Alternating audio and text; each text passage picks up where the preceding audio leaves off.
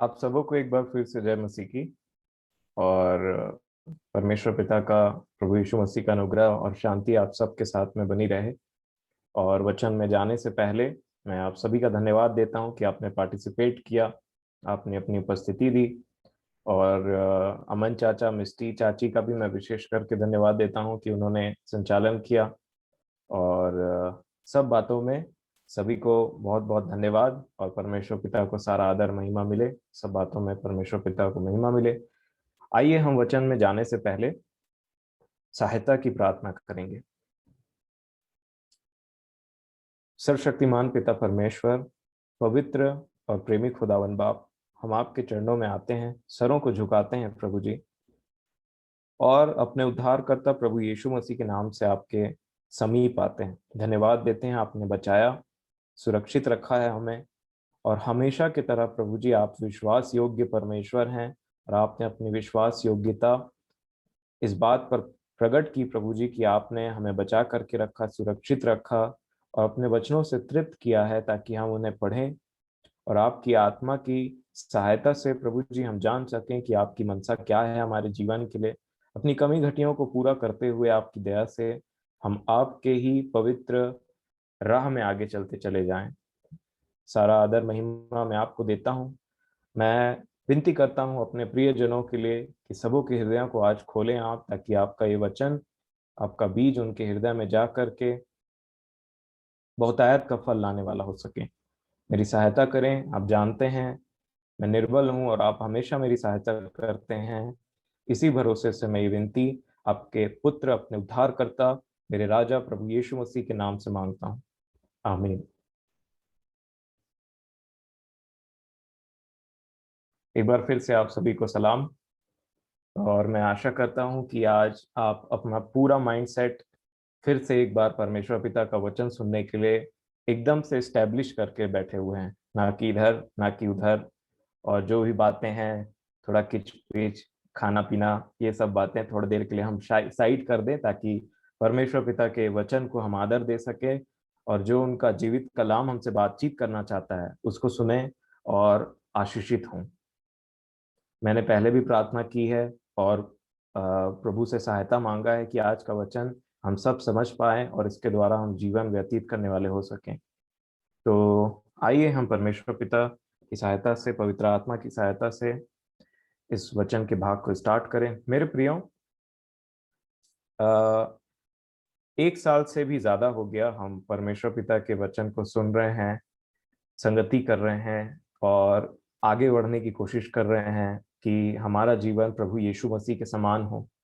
Bible में लिखे हुए वचन में जैसे हमारे प्रभु यीशु मसीह का स्वभाव था, उसके समान हो। सबसे पहली बात तो हम बोलते हैं कि हमारा स्वभाव प्रभु यीशु मसीह के समान होना चाहिए। तो इसमें हमको सबसे पहली बात प्रभु यीशु मसीह का स्वभाव पता करना है कि वो कैसे थे। और वही बाइबल हमको बहुत अच्छे तरीके से बताती है कि हमारे प्रभु यीशु मसीह कैसे थे। मैं आपको एक बात बताना चाहता हूं। कई बार ऐसा होता है कि जब हमारे बीच में या हमारे साथ में आपसे बातचीत करते टाइम या वचन को प्रचार करते टाइम कुछ बहुत ही प्रभु में बढ़े हुए दास आते हैं हमारे सामने, जिनको वचन का बहुत अच्छा ज्ञान रहता है, और उसके द्वारा वो अपने जीवन को उसमें चलते हैं। परंतु आपने ध्यान दिया है, कई बार उनकी कही हुई बात हमें समझ में नहीं आती कि बोलना क्या चाहते हैं और क्या बोल करके चले गए। मैं आपको एक चीज बताना चाहता हूं, जब तक हम मसीह में बालक हैं, हमको मैच्योरिटी वाले लेवल की समझ नहीं आ सकती। जब तक मसीह में हम बढ़े हुए नहीं हैं, तब तक हम मसीह के ही एक्चुअल स्वभाव को पहचान नहीं सकते। जो एग्जैक्टली मसीही तौर पे जीवन बिताते रहता है, अगर आप एक बालक जो अभी अभी वचन में बढ़ रहा है, या अभी अभी वो ठीक से बाइबल को समझता तक नहीं है, वो जब एक वैसे व्यक्ति को देखता है जिसका स्वभाव एग्जैक्टली यीशु मसीह के जैसे है, उसको कई बार वो बोल देता है कि ये व्यक्ति ना एक क्रिश्चियन की तरह व्यवहार नहीं करता है। मैं आपको बताना चाहता हूं, अगर पौलुस हमारे बीच में आज आ जाए, है ना, या फिर आपने उनकी पत्री पढ़ी होगी, जब आप उनकी पत्री पढ़ेंगे और उनको देखेंगे कि उसका उनका व्यवहार, उनका बातचीत कैसे था, आपको लगेगा ये कैसा व्यक्ति है। क्योंकि आजकल जो मसीही लोगों का डेफिनेशन है उससे पौलुस का तो आचरण टोटली डिफरेंट है। और पौलुस बोलते हैं कि तुम मेरी सी चाल चलो क्योंकि मैं मसीह की सी चाल चलता हूं। क्योंकि पौलुस एक मैच्योर क्रिश्चियन थे, एकदम से परिपक्व क्रिश्चियन, एग्जैक्टली उनका स्वभाव यीशु मसीह के जैसा था। अगर यीशु मसीह भी पौलुस की जगह होते तो एग्जैक्टली वही वही डिसीजंस को लेते, ऐसा पौलुस बोल रहे थे। परंतु अगर आपने बाइबल को ठीक से नहीं पढ़ा है, सबसे पहले तो हमको सुसमाचार पढ़ने की जरूरत है ठीक से। दूसरा, उसके बाद हम पत्री को देखते हैं जिसमें पौलुस का व्यवहार और आचरण एग्जैक्टली यीशु मसीह के समान है। परंतु जब मैं प्रभु में आगे बढ़ रहा था तब मैं देखता था, मैं बोलता था ये व्यक्ति कैसा है, मेरी समझ में नहीं आता। ये क्या बात करते हैं, कैसे बात करते हैं, मेरे को समझ में नहीं आता। मैं बोला याद दो बहुत बड़ी चीज है, अगर आप पत्रियों को पढ़ेंगे और पौलुस के व्यवहार में जाएंगे तो दो सबसे बड़ी चीज है। पहला, आपको एक्चुअल क्रिश्चियनिटी का पता चल जाएगा कि एक्चुअल क्रिश्चियनिटी है क्या। और दूसरा, आपको वो झूठ का पता चलेगा जो आजकल यहाँ पे बोलने से इस दुनिया में लोग मसीही मसीही बोल करके जीते हैं और वो एक व्यवहार को सामने दिखाते हैं, अपने बातचीत के द्वारा सामने रखते हैं। आपको समझ में आ जाएगा कि बाइबल में बताए हुए कैरेक्टर असली मसीही है, कि आज जो हमारे बीच में घूम रहे हैं वो असली मसीही है। और ये मेरे जीवन में का सबसे बड़ा प्रकाशन में से एक था। क्योंकि जब मैंने पाया कि जो लोग जब मैं मसीही जीवन में आगे बढ़ रहा था तो मैं देखता था कि जो लोग कुछ समझे जाते हैं एक्चुअल में कि ये प्रभु में बहुत दिन से आगे हैं, ऐसा है वैसा है करके, इन्होंने अपना जीवन ऐसा दे दिया, वो हो गया ये हो गया। परंतु जब मैंने उनका कैरेक्टर को बाइबल में फिट करने की कोशिश की तो उनका कैरेक्टर फिट नहीं हुआ वहां पे। और तब मैं समझ गया कि एक बहुत बड़ी गड़बड़ी है जिसको हम क्रिश्चियनिटी समझते हैं, वो एक्चुअल में बाइबल के अनुसार क्रिश्चियनिटी नहीं होती। अगर आप चर्च में जाएंगे, अगर आप लोगों से मिलेंगे तो आपको लगेगा ये क्रिश्चियनिटी है। मैं आपको बताना चाहता हूं, कई लोग बाइबल को ही नहीं समझते हैं, यीशु मसीह को ही नहीं समझते हैं, तो जो यीशु मसीह के जैसा चलेगा उसको कहां से समझेंगे? आप मेरे को बताइए। बहुत लोगों का कंप्लेन ये रहता है कि हमको बाइबल समझ में नहीं आती, है ना। तो बाइबल समझ में नहीं आती मतलब यीशु मसीह का स्वभाव समझ में नहीं आता। तो यीशु मसीह के स्वभाव में कोई व्यक्ति चलेगा भी तो तुम उसको कैसे समझ पाओगे? क्योंकि बाइबल ही समझ में नहीं आती। कुछ बातों को वो बोलेगा या बोलेगी तो हम उसको कैसे समझेंगे? क्योंकि हमको बाइबल ही समझ में नहीं आती। तो प्रभु यीशु मसीह के जैसे कोई चल भी रहा है तो हम तो उसी के ऊपर उंगली उठा देते हैं। ये मेरी आदत थी। जब मैं वचन को ठीक से समझता नहीं था तो जो प्रभु में बहुत बड़े हुए दास हैं उनके, जब वो कुछ बोलते थे, वचन का प्रचार करते थे, मेरे को लगता था ये कैसे लोग हैं, कैसी बातें करते हैं ये। परंतु जब मैं बाइबल को और अच्छे तरीके से समझने लगा प्रभु की दया से और उनके आत्मा की अगुवाई से, तब मेरे को समझ में आया कि ये जो दूसरे कैटेगरी के लोग हैं ना, जो सो कॉल्ड क्रिश्चियंस हैं, अपने आप को क्रिश्चियन बोलते हैं, उनका स्वभाव जो है वो कहीं ना कहीं या तो एक उनमें बालकपन है और या तो वो ढोंगी।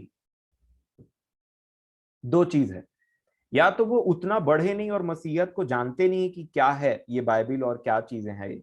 क्योंकि इसमें जीने मरने की बात लिखी हुई है। बाइबल को अगर आप ध्यान से देखेंगे तो मैंने इसमें आप देखेंगे इतने मृत्यु हुए हैं लोगों के, और तब जाकर के बाइबल हमारे पास में पहुंची। अब हो सकता है आपको भी बाइबल समझ में नहीं आती होगी, है ना। तो कई बार हमको सहारे की जरूरत पड़ती है कि हम किसी को सुने, किसी प्रार्थना करें प्रभु से, उसके बाद में समझ में आता है। बहुत लोग बोलते हैं कि बाइबल पढ़ो बाइबल पढ़ो। क्या पढ़ें बाइबल में? समझ में नहीं आएगा अगर एक ऐसी पुस्तक, तो आप क्या पढ़ोगे उसमें? और कितने दिन तक अपने आप को मारते कूटते और अपने आप को घसीट करके बाइबल के सामने में बैठाओगे कि हम इसको पढ़ें, और इसमें जब क्यों बातें समझ में नहीं आती। तो मैं प्रभु की दया से आज आपको एक ऐसी बात बताना चाहता हूं जो बहुत सारे मसीहियों के जीवन में एक बहुत बड़ा पहाड़ बन करके बैठा हुआ है, और इसलिए वो प्रभु यीशु मसीह के स्वभाव को कभी समझ नहीं पाते हैं, और वो अपने जीवन को एक मसीही के तौर पे बिता नहीं पाते हैं। और ये पहाड़ है वो खुद। इतना टाइम हो गया, आप बताइए, आप बाइबल पढ़ते हैं, 1 साल से पढ़ रहे हैं, 1 साल से ज्यादा हो गया, कई लोग बहुत समय पहले से पढ़ रहे हैं, कई लोग पिछले लॉकडाउन से इन बीच में जिन्होंने जीवन पाया, जिनकी आंखें खुली, उसके बाद में वो आगे बढ़ना स्टार्ट कर रहे हैं। बाइबल समझ में आती है, कठिन नहीं लगता आपको? मैं एक ऑनेस्ट क्वेश्चन पूछ रहा हूँ, क्या आपको बाइबल कठिन नहीं लगता? ऐसे नहीं लगता इसमें एक रॉकेट साइंस है जो कभी समझ में नहीं आएगा? कभी कोई ऐसा बोलता है, कभी कोई ऐसा बोल देता है, कभी कोई वैसा बोलता है, कभी कोई कुछ भी बोल देता है यहाँ पे। तो हमको लगता है कि क्या बातें हैं भाई ये सब। मेरे प्रियो, आज मैं क्षमा करेंगे, मुझे समय देंगे, मैं ये चार्ज में लगा दूं इसको।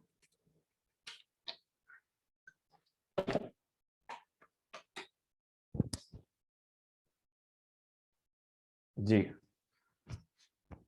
आज मैं आपको एक बात बताना चाहता हूं और मैं आपसे रिक्वेस्ट करूंगा कि ये जो खासकर जो जो भी प्रभु में आगे बढ़ना चाहता है और सिंसियर है, आज का वचन एग्जैक्टली आपके लिए।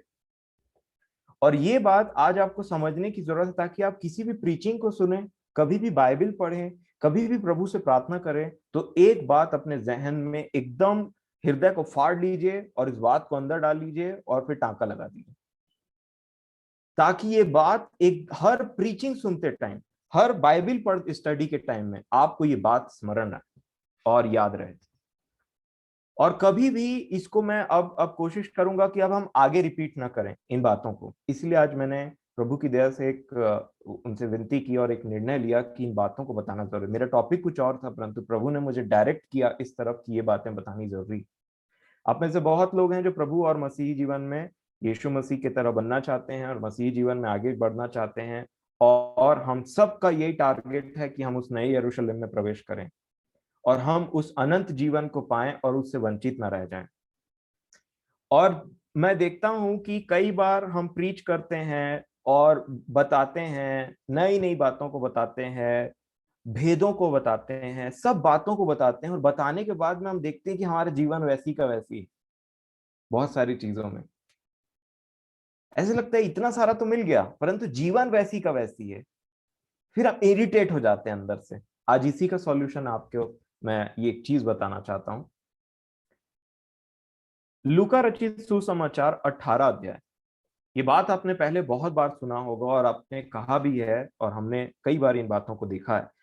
लूका रचित सुसमाचार 18 अध्याय और उसका 26 वचन और 27 वचन। लूका 18, 26 और 27। एक बात यहां पे लिखी है, इसको आज समझने की जरूरत है। लिखा है, इस पर सुनने वालों ने कहा, तो फिर किसका उद्धार हो सकता है? उसने कहा, जो मनुष्य से नहीं हो सकता वो परमेश्वर से हो सकता है। आपने सुना ये बात? चाहे आप इसको कहीं भी फिट करने की कोशिश करें अपनी प्रार्थनाओं में, अपने दैनिक जीवन में, परंतु इसका सोर्स आया था उद्धार के विषय में, है ना? लोगों ने पूछा किसका उद्धार हो सकता है? प्रभु यीशु मसीह ने उद्धार के विषय में मनुष्यों की तरफ उंगली किया ही नहीं। और हमारी निगाहें कई बार प्रीचर, कई बार प्रभु के बड़े बड़े दास, कई बार ये, कई बार वो, कई बार नाना प्रकार की चीजों में पड़े रहते हैं।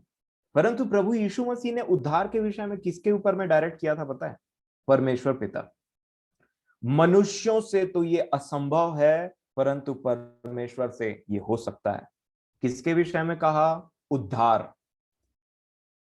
उद्धार का मतलब क्या होता है? उद्धार के मतलब को, चलिए लूका को इसीलिए मैं निकाला हूं क्योंकि अधिकतर इसी में आपको लूका 1 निकालिए, तो लूका 1 अध्याय और 77 वचन, 77। लूका 1 और 77। ये यूहन्ना बपतिस्मा दाता के विषय में लिखा हुआ है। और क्योंकि आप जानते हैं यूहन्ना बपतिस्मा दाता यीशु मसीह से पहले आकर के उनके प्रॉफिट बने, उनके भविष्यद्वक्ता बने, और इसीलिए यीशु मसीह ने कहा जितने स्त्रियों में से जन्मे हैं उनमें सबसे बड़ा यूहन्ना बपतिस्मा दाता है। इसका यही रीजन था। जस्ट प्रभु यीशु मसीह के आने से पहले एक भविष्यद्वक्ता आया एलिया की आत्मा में, इसलिए उसके लिए ऐसा कहा गया था। 77 में लिखा है कि उसके लोगों को उद्धार का ज्ञान दे। उद्धार का ज्ञान पहले होना जरूरी है। उद्धार का ज्ञान क्या है? जो उनके पापों की क्षमा से प्राप्त होता है, ये है उद्धार। जितने हमारे बच्चे हैं, नए बच्चे हैं, जो क्या होता है हिंदी में आप लोग उतना ध्यान नहीं देते हो, है ना। इसीलिए मैं इसको थोड़ा सा विस्तार से समझा रहा हूँ, क्योंकि उद्धार बोलने से कुछ ऐसे शब्द हैं बाइबल के जो हमारे लिए हमेशा से मिस्ट्री बन करके रह जाते हैं, खासकर जो नए बच्चे हैं, जैसे छोटी एंजल, है ना। तो उद्धार का मतलब होता है पापों से क्षमा। पाप से जब एक व्यक्ति को क्षमा मिल जाती, उसको बोला जाता है उद्धार। और यहाँ पे उद्धार के विषय में जब ये पूछते हैं कि उद्धार किसका उद्धार हो सकता है, यीशु मसीह बोलते हैं मनुष्यों से नहीं हो सकता ये। कभी मनुष्यों के चक्कर में मत पड़ जाना। हर व्यक्ति अपने रेस में दौड़ रहा है, कोई सिद्ध नहीं है। वही सिखाता है जो खुद सीखा है, और या तो फिर वो चीज को सिखा देता है जो खुद भी नहीं सीखा है। तो उद्धार के विषय में प्रभु यीशु मसीह ने किसके तरफ उंगली किया, किधर डायरेक्शन कर दिया, परमेश्वर पिता। और हमारा ध्यान कहां रहता है, अपनी बाइबल स्टडी में, अपने प्रीचर में, अपने फेवरेट प्रीचर में। वो आएगा तो ये बताएगा, तो हम सुनेंगे और खाएंगे और सो जाएंगे। हम यहीं तक सीमित रह जाते हैं। इसीलिए मैं आपको सच बताना चाहता हूं कि कई बार हमको उस तरीके का प्रकाशन नहीं मिल पाता है जिस तरीके का मिलना चाहिए, क्योंकि हम डिपेंडेंट हो जाते हैं किसी के ऊपर में। प्रभु ने कहा परमेश्वर पिता के ऊपर में डिपेंडेंट हो जाओ, हम लोगों के ऊपर में डिपेंडेंट हो जाते हैं। मेरे प्रियो, जो एक व्यक्ति कर सकता है ना, वो प्रभु आपके द्वारा भी कर सकते हैं, और आपको भी वो बातें सिखा सकते हैं। और इसी चीज को आज समझने की जरूरत है, क्योंकि ये बहुत इंपॉर्टेंट विषय है। किसी भी भेद से बढ़ करके ये भेद है।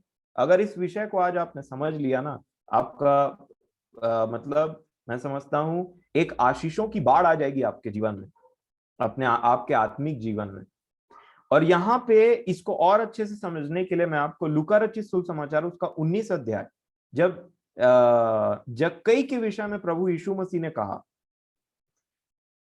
यीशु मसीह उसके घर जाते हैं और खाने पीने के लिए बैठते हैं वहां, आप सब जानते हैं। अब देखिए ये 8 वचन में, लूका 19 का 8, यहां लिखा है, जक्कई ने खड़े होकर प्रभु से कहा, हे प्रभु, देख मैं अपनी आधी संपत्ति कंगालों को देता हूं, और यदि किसी का कुछ भी अन्याय करके ले लिया है तो उसे चौगुना फेर देता हूं। तब यीशु ने उससे कहा, आज इस घर में उद्धार आया है, इसलिए कि यह भी अब्राहम का एक पुत्र है, क्योंकि मनुष्य का पुत्र खोए हुओं को ढूंढने और उनका उद्धार करने के लिए आया है। अब मैं मिस्टी से आज बहुत प्रसन्न हूं। स्टार्ट किया उसने नया नियम से, और वही वचन को बोल डाली जिसको मैं आज बोलने वाला, और हिंदी में क्या बोली मिस्टी, एक बार बोलेगी। Matthew 1:21, and she will bring forth a son, you shall call him Jesus, for he will save his people from their sins. और वह पुत्र जनेगी और तू उसका नाम यीशु रखना, क्योंकि वो अपने लोगों का उनके पापों से उद्धार करेगा। जी, धन्यवाद। मत्ती रचित सुसमाचार 1 अध्याय के 21 वचन में ऐसा लिखा हुआ है, यीशु मसीह आए क्यों।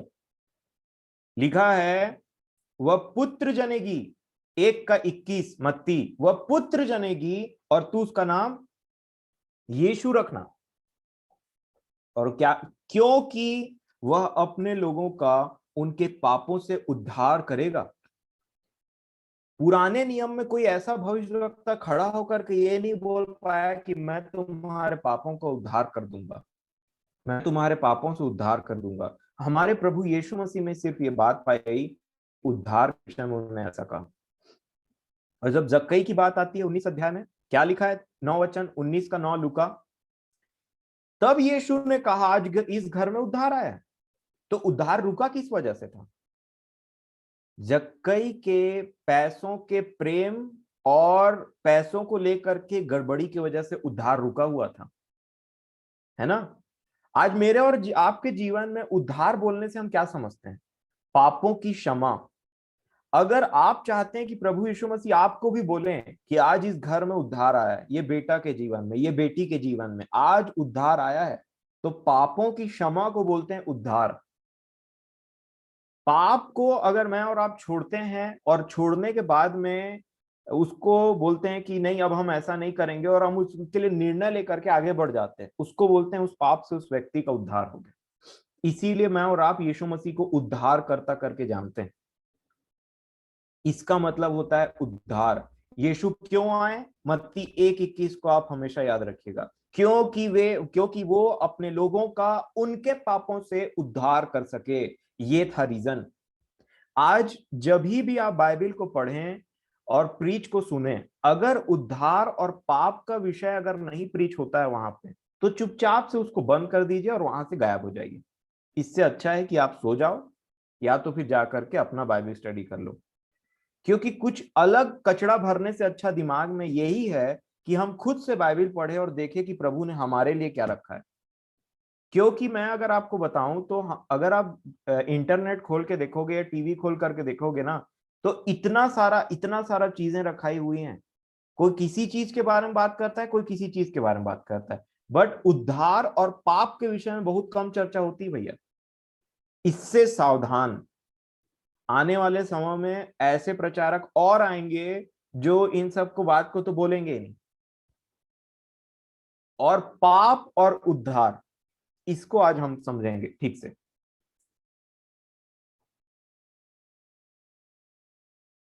अब यहाँ पे जैसे ही जक्कई बोलते हैं कि मैं अपनी संपत्ति, आधी संपत्ति बांट दूंगा, और जिसका कुछ लिया हो 4 गुना वापस फेर दूंगा, 4 गुना, ठीक है।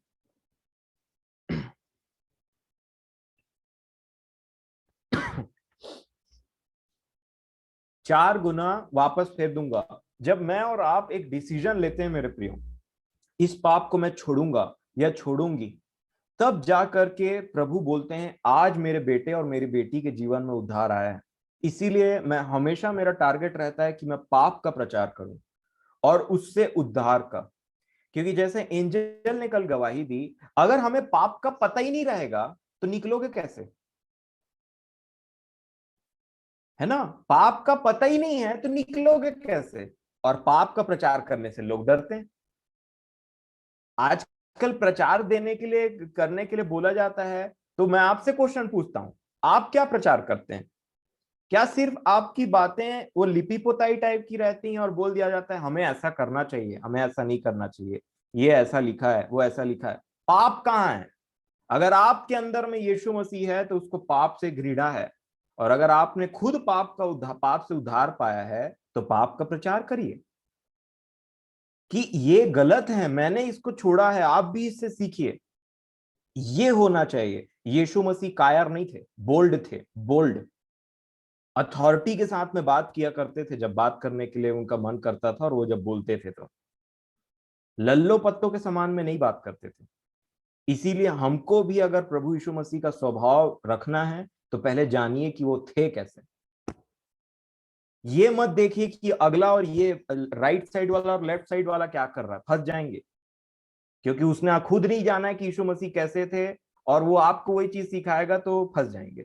मैं नहीं बोलता लड़ाई झगड़ा करो, मैं नहीं बोलता वो सब चीजों करो, पर आपने क्या एक चीज ध्यान दिया, यीशु मसीह और पौलुस में 2 चीजें कॉमन थी। बोलने टाइम वो बहुत बोल्डली बोलते थे, परंतु जब उनको कोई मारता था ना, तो पलट करके जवाब नहीं देते थे। इसको बोलते हैं बोल्डनेस। क्योंकि सच का प्रचार ऐसे करते हैं। और यहाँ पे उद्धार का डेफिनेशन मुझे और आपको समझना है मेरे प्रियो। जब आपका और मेरा अपने पापों से छुटकारा हो जाता है, फॉरगिवनेस, माफी मिल जाती है हमको, उसको बोलते हैं उद्धार। और ये उद्धार हमारा किससे हुआ है? किसी नाशमान वस्तु से नहीं, परंतु मसीह के बहुमूल्य लहू से हम खरीदे गए। इसको बोलते हैं उद्धार। और इसीलिए यीशु मसीह के लिए सबसे, इससे पहले आप कुछ भी बाइबल में पढ़ो, मत्ती 1:21 पढ़ना मत भूलना। वो अपने लोगों का उनके पापों से उद्धार करेगा। ये है कॉन्सेप्ट बाइबल का। इसीलिए सबसे पहला प्रीचिंग क्या हुआ? मन फिराओ, है ना? इसको मुझे और आपको समझना है। अब होता क्या है कि लोग बोलते हैं, जैसे देखिए कई बार लोग बोलते हैं ना, बाइबल पढ़ो, बाइबल पढ़ो। पढ़ के देख लो, कुछ समझ आए तो मेरे को भी समझा देना, घर में भी समझा देना। बाइबल पढ़ना है, बिल्कुल बाइबल पढ़ना है, लेकिन उससे पहले आपको मन फिराना है। बिना मन फिराए क्या बोलते बाइबिल पढ़ोगे तो आप कुछ नहीं, फरीसी बन जाओगे।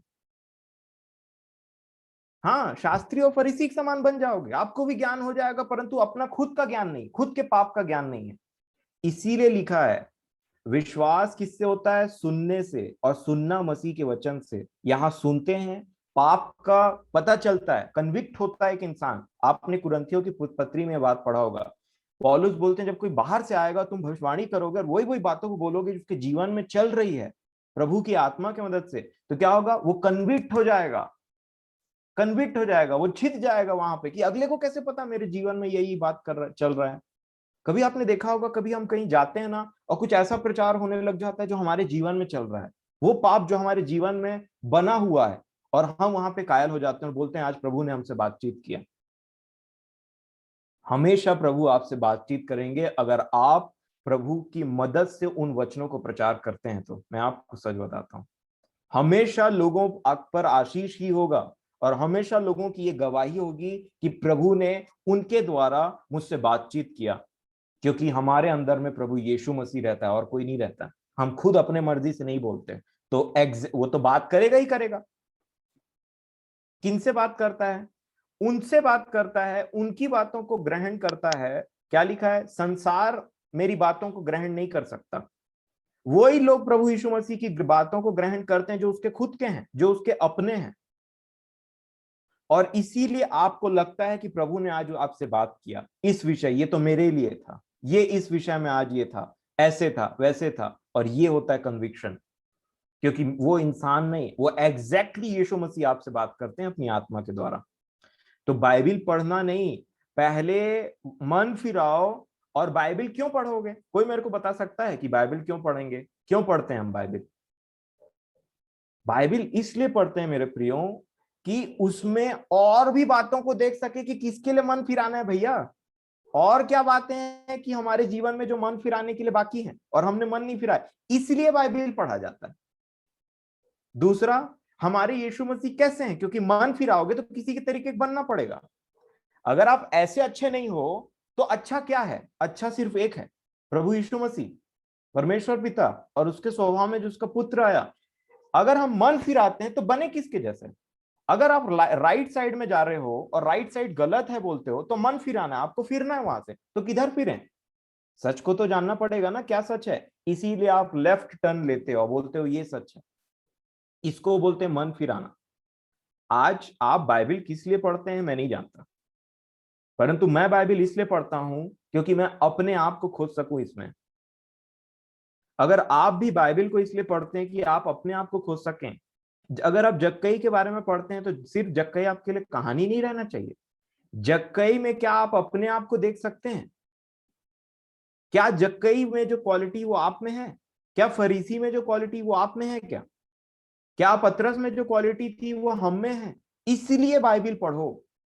ये है बाइबिल पढ़ने का मतलब, ताकि हम उसके नॉलेज को ग्रहण कर सकें जो हमारे लिए है, दूसरों के लिए नहीं। दूसरों के लिए बाद में, पहले हमारे लिए। अच्छा, एक बात बताइए, पढ़ने वाले बच्चे हैं, आप पढ़ाई किस लिए करते हो? अपना एग्जाम में लिखने के लिए कि दूसरे को दिखाने के लिए? दूसरे को चीट कराने के लिए? अपना एग्जाम लिखने के लिए, अपना, क्योंकि तुम पास हो सको। कई बार हम बाइबिल क्यों पढ़ते हैं? पढ़ें ताकि दूसरों को बता सकें, दूसरों को पास करा सकें। अगला पास हो जाएगा, आप फेल हो जाओ। इसीलिए बाइबिल पढ़िए हमेशा। देखिए, जितने नए हैं और जितने आगे बढ़ने की कोशिश कर रहे हैं इस जीवन में, और जितनों का जीवन पिछले समय से कंप्लीटली एक फेलियर रहा है आपके प्रभु यीशु मसीह में, एक आत्मिक जीवन में, ऐसा है, मैं जानता हूं। प्रभु मुझसे कभी गलत बातों को नहीं बोलते हैं, ये मैंने आत्मा में महसूस किया।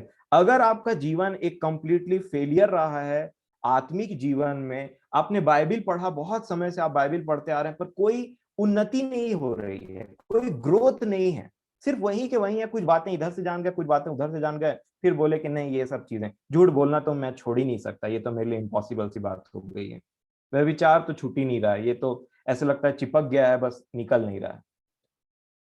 ये रिजल्ट है, आउटकम है, हमारा अप्रोच गलत है। इसलिए कभी भी आप बाइबल पढ़ते हैं इसलिए पढ़िए कि मैं कहाँ हूं इसमें। मैंने हमेशा अपने आप को खोजा है इस बाइबल में। इसीलिए मैं तो स्टार्टिंग में परेशान हो गया था। मैं बोला ये तो इजरायली और यहोवा परमेश्वर और यीशु मसीह के बीच की बात है, मैं कहाँ हूं इसमें।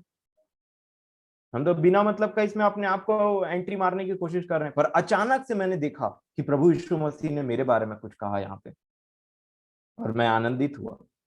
और तब मेरा इंटरेस्ट और बढ़ा इसमें। क्या कहा? राज्य के संतान तो बाहर में अंधेरे में पड़े रहेंगे, परंतु कुछ लोग आएंगे नॉर्थ से, साउथ से, ईस्ट से, वेस्ट से। वो अब्राहम, याकूब और इसहाक के साथ में राज्य में प्रवेश करेंगे, और वही है मैं और आप। क्या आपने इसको समझा? विश्वास के विषय में उसने लिंक किया था। और अगर आप ऐसे बाइबल पढ़ेंगे तब आपको समझ में आएगा। क्योंकि अगर एक बिना मन फिराए हुए इंसान बाइबल को जबरदस्ती भी पढ़े ना, तो वो कभी भी इंटरेस्ट के साथ में नहीं पढ़ पाएगा। कई बार हम क्यों बाइबल पढ़ते हैं? क्योंकि पढ़ना है, धार्मिकता पूरी करनी है। छोटे हैं तो क्यों? क्योंकि माँ बाप बोलते हैं सोने से पहले बाइबल पढ़ा करो। तो खोल लो भैया नीति वचन। कल कौन सा अध्याय पढ़ा था पता नहीं, याद नहीं, चलना फिर से पढ़ लेते हैं, रिवीजन हो जाएगा। ऐसे ही चलते रहता है, चलते रहता है। ये कहाँ लिखा है, वो कहाँ लिखा है, बस ये थोड़ा सा ऐसे परिवार में गलती से पड़ गए जो थोड़ा ज्यादा धार्मिक है, तब तो और मुश्किल है ना। नहीं तो हाईलाइट हो जाएंगे तुरंत, ये वचन कहाँ लिखा है। कई बार ऐसा होता है। अब मैं आपको बताऊं, मैं तो ये नहीं जानता था कि थिस्सलुनीकियों तीमुथियुस कहाँ पे है। तो मैं चर्च में जब जाता था तो बाइबल लेके तो चले जाता था, लेकिन खोलने की बात आती थी जब थिस्सलुनीकियों बोल के, पढ़ा के, खत्म होके समझा भी देते थे ना, तब मैं बाइबल को पलटते रहता था। क्योंकि पेज ना चिपका हुआ था, चिपका हुआ था पेज, खुला ही नहीं था। और चर्च में ऐसे किर करके खोलने में मजा नहीं आता है ना, लगेगा ये तो खुला ही नहीं आज तक, तो क्या समझेगा अगला। तो फिर इंडेक्स को देखना पड़ता था, कहाँ है भाई, ऐसे करके फिर उसमें से जाना पड़ता था। परंतु ये शुरुआत था, मैं आपको डिमोटिवेट नहीं कर रहा हूं, ऐसा सबके साथ होगा, क्योंकि हम सब एक टाइम में ग्रो करते हैं। और तब मैं आपको बताना चाह रहा हूं, मेरे को कुछ समझ ही नहीं आता था। तो देखते रहता था चर्च कब खत्म होगा, टाइम कब पास होगा, ये आज ज्यादा बोल रहा है, ये कम बोल रहा है, ऐसा हो गया, वैसा हो गया। क्योंकि समझ ही नहीं आ रहा अगला क्या बोल रहा है, लिंक ही नहीं बन पा रहा है। अगला तो आत्मा से बात कर रहा है और हम शरीर बैठे। तो शरीर के काम क्या है? सुस्ती, कामकाज, ये वो, तो कहां से इसमें बनेगा? नहीं बन पाता है। इसीलिए इसको समझने के लिए आज मैं आपको एक बात बताना चाहता हूं कि सबसे पहले रिपेंट करिए, सुनने वाले बनिए वचन के। वचन सुनो और उसमें से देखो कि आज प्रभु ने आपसे क्या बात किया, उसके लिए रिपेंट करो। इतना रिपेंटेंस होना चाहिए, इतना मन फिराव होना चाहिए हमारे जीवन में कि स्टार्टिंग में जब आप जीवन पाते हैं ना, तो बाइबल स्टडी कम और मन फिराव ज्यादा होना चाहिए। अगर आप ऐसा जीवन जीते हैं तो धीरे धीरे देखेंगे आपको ना बाइबल से प्रेम हो जाएगा, प्यार करने लगेंगे आप बाइबल को। लोग बोलेंगे कि क्या इतना देर से कर रहा है, और आपको पता ही नहीं चलेगा 1 घंटा, 2 घंटा, 3 घंटा कब पार होते जा रहा है। समझ, आपको प्रेम हो गया इस चीज से। आपका हाथ इसमें बैठा हुआ है, ऐसे ऐसे करके घूमता है आपका हाथ, समझ लीजिए बाइबल में ये कहाँ लिखा है, ये कहाँ लिखा है, ऐसे ऐसे करके आप कुछ लिखने लग जाएंगे अपने आप से। ये दर्शाता है कि हमारा प्रेम इंक्रीज हो रहा है। और ये तब होगा जब आप मन फिराएंगे। बिना मन फिराए अगर आप बाइबल को पढ़ने की कोशिश करेंगे तो आपका जीवन एक कंप्लीटली एक फेलियर रहेगा। क्योंकि जब हम मन फिराते हैं और प्रभु यीशु मसीह को जानते हैं धीरे धीरे करके, तब हम देखते हैं कि प्रभु यीशु मसीह एक चीज करने के लिए बोलते हैं, और वो है बपतिस्मा। जब हम मन फिराते हैं और उसमें आगे बढ़ते हैं, तो बपतिस्मा एक ऐसा स्टेप है मसीही जीवन का जिसको आप स्किप नहीं कर सकते। कई लोग बपतिस्मा नहीं लेना चाहते, या उसको लेट लेट करते रहते हैं, करते रहते हैं, करते रहते हैं, या फिर बोलते हैं हाँ ऐसे भी तो बाइबल समझ में आ रहा है। बपतिस्मा के बिना आप आगे नहीं बढ़ सकते। और बपतिस्मा करता क्या है? अब आते हैं हमारे मेन टॉपिक में। अगर आप पहला पत्रस की पत्री निकालेंगे और उसका 3 अध्याय और उसका 21 वचन, पहला पत्रस 3 अध्याय 21 वचन लिखा है, उसी पानी का दृष्टांत भी अर्थात बपतिस्मा यीशु मसीह के जी उठने के द्वारा अब तुम्हें बचाता है। इससे शरीर के मैल को दूर करने का अर्थ नहीं है कि पानी डाल लिए थोड़ा सा और नहा लिए, डुबकी मार लिए, या फिर रगड़ लिए थोड़ा सा ऐसे करके, वो शरीर के मैल धुलने नहीं। पर क्या लिखा है? परंतु शुद्ध विवेक से परमेश्वर के वश में हो जाने का अर्थ है, अब एक ऐसा टॉपिक आ जाता है जिसको बोलते हैं विवेक। विवेक, कॉन्साइंस। विवेक का मतलब होता है कि कई बार ऐसा होता है कि आपके अंदर में कोई है ऐसा लगेगा आपको, और जब भी आप कुछ गलत करोगे, गलत बोलोगे, कुछ भी चीज आपको लगेगा कि ये वचन के अनुसार नहीं है या एक इंसानियत के अनुसार नहीं है, ये आपको जीने नहीं देगा। जब मान लीजिए आपका किसी का, आपके साथ में किसी इंसान का रिलेशन खराब हो जाता है, तो ये आपको तब तक कचोटते रहेगा जब तक या तो आप परमेश्वर से और उस इंसान से मेल मिलाप नहीं कर लेते, रिकंसाइल नहीं हो जाते, आपको कचोटते रहेगा। आपने मान लीजिए कुछ ऐसा काम किया जो आपने सुना था कहीं भी वचन में कि ऐसा नहीं करना, वही काम हो गया, तो आपको जीने नहीं देगा, आपको अंदर से अशांत कर देगा, वो नींद नहीं आएगा रात में। और इसको बोलते हैं शुद्ध विवेक। ये कैसे डेवलप होता है? कैसे डेवलप होता है? सबसे पहले याद रखिएगा, बपतिस्मा आता है लाइन में। बपतिस्मा को स्किप करके अगर आप आगे बढ़ने की कोशिश करोगे तो अगेन आप एक कंप्लीटली फेलियर रहोगे प्रभु ये आत्मिक जीवन में। तो बपतिस्मा को किसी भी तरीके से स्किप नहीं किया जा सकता, ठीक है। इसके बाद में क्या आता है जो हम सबसे ज्यादा मिस कर देते हैं? आज वचन कैसे प्रचार करते हैं? ये किया करो, वो किया करो, ऐसा करो, ऐसा करो, ऐसा करना चाहिए, ऐसा नहीं करना चाहिए। शक्ति है अपने आप को कंट्रोल करने का? कर लोगे जो बोला जा रहा है, जो प्रचार किया जा रहा है, उसको निभा लोगे अपने जिंदगी में? कभी नहीं। मनुष्य का जीवन, जब आदम ने पाप किया, हवा ने पाप किया ना, तब से लेकर के जब तक प्रभु यीशु मसीह ने आत्मा को नहीं उंडेला, तब तक मनुष्य का जीवन पाप के विषय में इतना बड़ा फेलियर रहा है कि मैं आपको क्या बताऊं। हर कोई व्यक्ति पाप में गिरना, ये करना, और उसके बाद में कभी एक मसीही जीवन को जी नहीं पाया। परंतु जैसे ही पवित्र आत्मा आता है, तब पवित्र आत्मा हमको स्टेबल कर देता है। क्योंकि पवित्र आत्मा का मतलब क्या होता है? एक ऐसी आत्मा जो पवित्र है। जैसे हम पिछले दिनों देख रहे थे, पवित्रताई का जीवन जियो। कैसे जियोगे भैया? नहीं पॉसिबल है। इसीलिए उसका नाम पवित्र आत्मा है। उसके बिना पवित्रताई का जीवन जीने की कोशिश करोगे, बहुत फेलियर और कंप्लीटली फेलियर रहेंगे मैं और आप। क्यों पौलुस बोल रहे हैं बार बार कि प्रार्थना किया करो, प्रार्थना किया करो, निरंतर प्रार्थना किया करो, हर समय प्रार्थना किया करो? क्यों क्यों पौलुस वहां पे जाते हैं? बपतिस्मा, बोले बपतिस्मा हुआ, हाँ हो गया, पवित्र आत्मा मिला, वो क्या होता है? आप प्रेरितों के काम में पढ़िए। बपतिस्मा लिया, हाँ ले लिया, पानी का बपतिस्मा हो गया। पवित्र आत्मा मिला, वो क्या होता है? क्या बोल, आप क्या समझते हो पवित्र आत्मा के? पवित्र आत्मा का मतलब पता ही नहीं। आज ये बहुत लोगों का हाल है इस मीटिंग में भी। बिना पवित्र आत्मा के मसीही जीवन जीना एक बहुत बड़ा धोखा देने के बराबर है अपने आप को। ज्ञान बटोर लीजिए, प्रार्थना कर लो, कुछ भी कर लो, आत्मा अगर अंदर नहीं आया है तो पवित्रताई का जीवन नहीं जी सकते। यही फुल स्टॉप लगा दीजिए इस सेंटेंस में। क्योंकि पवित्र आत्मा का मतलब होता है यीशु की आत्मा हमारे अंदर में आना। और तब जब वो आएगा, देखिए पाप का प्रचार हो गया, अब आपको पता चल गया, मान लीजिए कि आपके अंदर में एक ऐसा पाप है जो आपसे नहीं, मतलब आप बहुत टाइम से करते आए हैं, परंतु अब उससे छुटकारा पाने की बात आ गई। इसको कौन करेगा? अगर मेरे और आपसे सब चीज हो सकता था तो पवित्र आत्मा क्यों दिया प्रभु यीशु मसीह ने? क्या काम है पवित्र आत्मा का? पवित्र आत्मा मतलब वो हमारे अंदर में आता है और सेम यीशु मसीह का जैसा व्यवहार था वैसा ही करता है। जैसे ही पाप आता है तो क्या होता है, वैसे ही हम एकदम से छी छी करने लगते हैं और वहां से भागने लगते हैं। ये है पवित्र आत्मा का काम। वो एक सेंसिटिविटी को डेवलप करता है हमारे अंदर। अगर आप इसको समझना चाहते हैं कि हम में और अन्य जातियों में, अन्य जाति का मतलब होता है वो लोग जो यीशु मसीह को यीशु मसीह की तरह नहीं जीते हैं, चाहे वो कोई भी हो, चाहे वो जॉन हो, फर्नांडिस हो, चाहे कोई भी हो, ठीक है।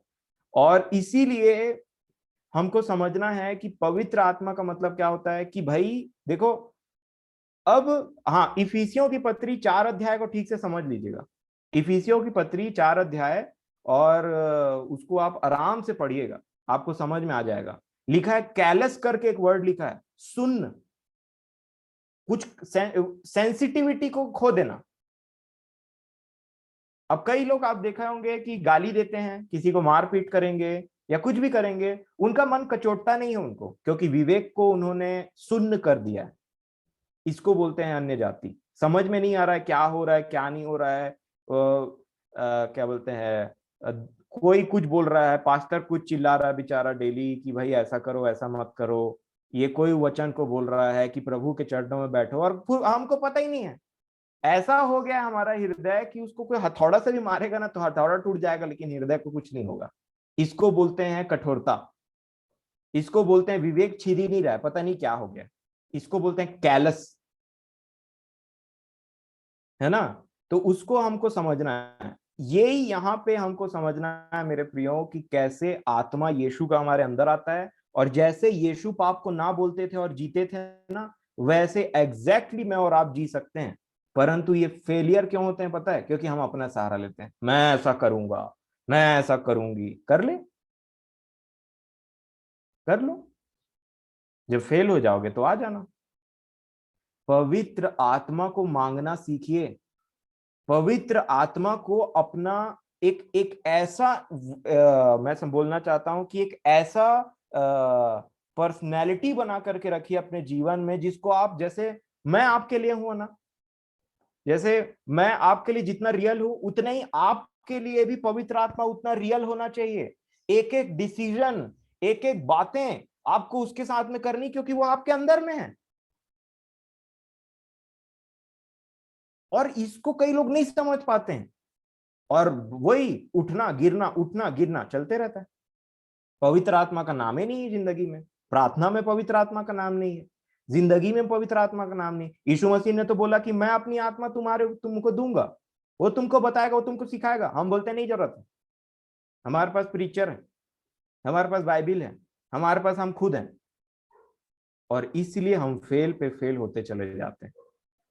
और अब पवित्र आत्मा क्या होता है? और जब पवित्र आत्मा, जब आप बपतिस्मा ले लेते हैं ना, तो पवित्र आत्मा का दान जब आपको दिया जाता है, ठीक है, एक क्या है, ये गिफ्ट है प्रभु की तरफ से। ये एक प्रतिज्ञा थी यीशु मसीह के उन लोगों के लिए जो उसके नाम पर विश्वास करते हैं। आप विश्वास करते हैं तो आपके लिए भी है ये गिफ्ट। और ये जब गिफ्ट आता है ना, तो दो चीजें आती है एक साथ में। पहला पवित्र आत्मा और अनुग्रह। व्यवस्था तो मूसा के द्वारा आई, परंतु अनुग्रह और सच्चाई प्रभु यीशु मसीह के द्वारा आई। यूहन्ना 1:17। अनुग्रह के बिना मैं और आप कुछ नहीं कर सकते। ये उसका अनुग्रह ही है जो उसने, जो काम हम नहीं, आप पिछले दिनों हमने देखा है अनुग्रह के विषय में। अब पवित्र आत्मा हमारे अंदर में आता है ना, तो पवित्र आत्मा का काम क्या होता है पता है?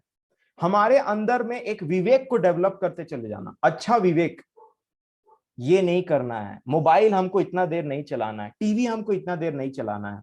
आप सिंपल सी बात को सोचिए, मैं या कोई भी व्यक्ति आपको कब तक बताते रहेगा कि मोबाइल से आपको नुकसान है, टीवी से आपको नुकसान है, इससे आपको नुकसान है? कब तक? आपका जीवन टोटली अलग है, मेरा जीवन टोटली अलग है। ये बातें आप भी सुन सकते हो अपने मर्जी से, आपको भी ये बातें बोली जा सकती है। कौन बोलेगा? वो है पवित्र आत्मा।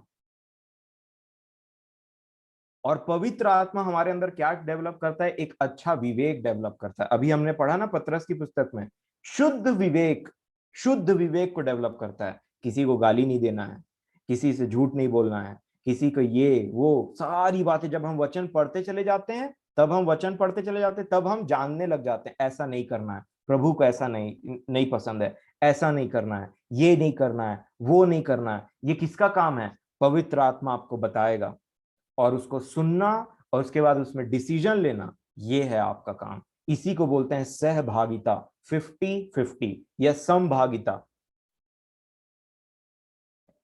वो आपको कुछ बता रहा है और आप उसके अनुसार कर रहे हो, इसको बोलते हैं 50-50 पार्टनरशिप एक मसीही जीवन को जीने के लिए। कई बार आपको बोला, आपको आपको कई बार आपने देखा होगा, मोबाइल आप ज्यादा देर तक चलाते रहोगे, आपको आवाज नहीं आती अंदर से, इसको अब बस बंद कर। और खुद एकदम पत्थर के बन गए हैं तो मम्मी का इस्तेमाल करता है प्रभु, है ना, कि बंद करो इसको, तुमको समझ में नहीं आता है। तो लोगों को फिर भी समझ में नहीं आता, मतलब उतना टाइम हमारा जो विवेक था ना, वो मरा हुआ था। क्यों? क्योंकि हमारे कर्म वैसे थे, उद्धार नहीं हुआ था। अब मम्मी बोलने की जरूरत नहीं है, अब आप खुद उन चीजों से आपका मन हट गया। अचानक से घर वाले बोलेंगे इसको क्या हो गया। ये पवित्र आत्मा का काम है, आपके अंदर एक ऐसा विवेक को डेवलप करना, वो सेंसिटिविटी को वापस पैदा कर देना कि कभी भी आप किसी के बारे में, मुंह से तो बोलना छोड़िए, मन में भी कभी आप किसी के बारे में कुछ सोचने लगेंगे ना, पवित्र आत्मा आपको करंट मारेगा उतना ही टाइम और बोलेगा कि ये हरकत बंद करो। आप परेशान हो जाएंगे अंदर से। नहीं, फिर बोलेंगे प्रभु अपने गुस्से को ज्यादा निकालने से अच्छा मेरे को ना आपका संबंध पसंद है, कि आप मेरे साथ रहते हैं, वो आत्मा मेरे साथ रहती है। क्योंकि मैं देखती हूं या मैं देखता हूं कि जब कभी मैं आपके वचन के अगेंस्ट में कुछ बात करती हूं या करता हूं, तब ऐसा होता है कि वो पवित्र आत्मा की उपस्थिति महसूस नहीं होती।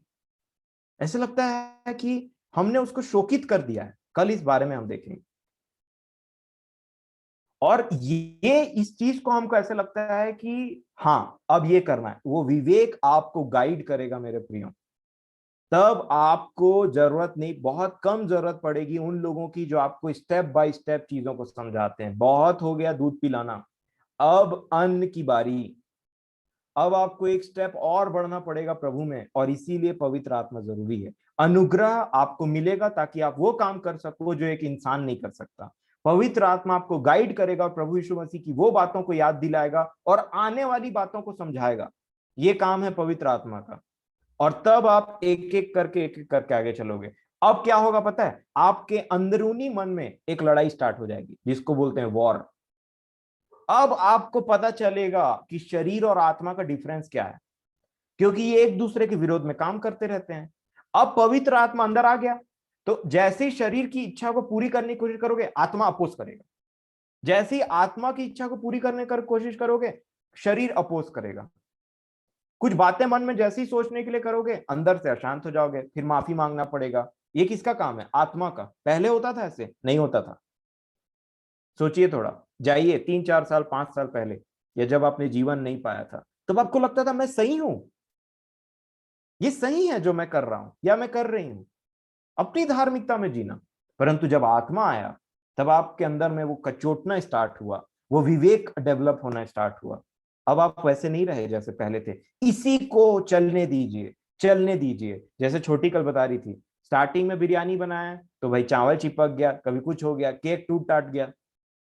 लेकिन जब यही इस पूरे कंप्लीट साइकिल को करते करते वो खराब, वो अच्छा, वो खराब, अच्छा करते करते करते करते एक समय आया जब उसमें वो ठीक हो गई। पवित्र आत्मा भी यही करता है, बस प्रभु हमारा विश्वास देखते रहते हैं। आपको बस ये बोलना है, प्रभु मैं तो निर्बल हूं, तो खुद कहा है मनुष्य से संभव नहीं, तो आपसे संभव है, परमेश्वर से सब संभव है। तो आप ही कमांड लीजिए, जो जो जिन चीजों में मैं कमजोर हूं इसको बताना आपका, परंतु जो सजेशन आएगा उसके बाद उसको फॉलो करना आपका काम है। इसको बोलते हैं 50-50 पार्टनरशिप। और ये होता है मेरे प्रियो, जब आप किसी पाप में गिरते उठते चलते चलते ऐसे ऐसे करके आगे बढ़ते हैं ना, एक दिन आप देखते हैं आप उन लोगों से तो बहुत ज्यादा बेटर है जिन लोगों को अभी तक वो पाप का पता चला और उन्होंने स्टार्ट भी नहीं किया। इसी को बोलते हैं आलसी, और इसी को बोलते हैं एक्टिव पर्सन, जिसके विषय में हमने पिछले दिन देखा था। आलसी वो होता है जिसको लगता है बस मेरे बस की बात नहीं, कैसे होगा ये बात नहीं। सेम एक्सक्यूज आप प्रभु यीशु मसीह के पास जा करके दे के देखना, है ना, वहां बातचीत नहीं होगी, वहां न्याय होगा। और इसीलिए क्यों ऐसे एक्सक्यूज निकलते हैं? क्योंकि हमने कभी पवित्र आत्मा को मौका नहीं दिया, कभी हमने उसकी बात को नहीं सुना। हमको लगा ये कठिन बात है जो मेरे मन में आ रही है, हमको बोला नहीं इसको शांत करो। कभी वो उसने माफी मांगने के लिए कहा, कभी चुप रहने के लिए कहा, कभी सहने के लिए कहा, पर हमको ये चीज समझ में नहीं आई। हम उसके अगेंस्ट में काम करते चले गए और उसको शोकित पे शोकित पे शोकित करते चले गए, और उसने बात करना बंद कर दिया। फिर से हमारा विवेक एक जीरो लेवल में आ गया, जहां कोई प्रभु की आत्मा हमसे बात करनी बंद हो गई। पहले होता था पर अब बात करना बंद हो गया है ना। और इसीलिए हमारा जीवन वापस से उसी टाइप के जीवन में चला गया।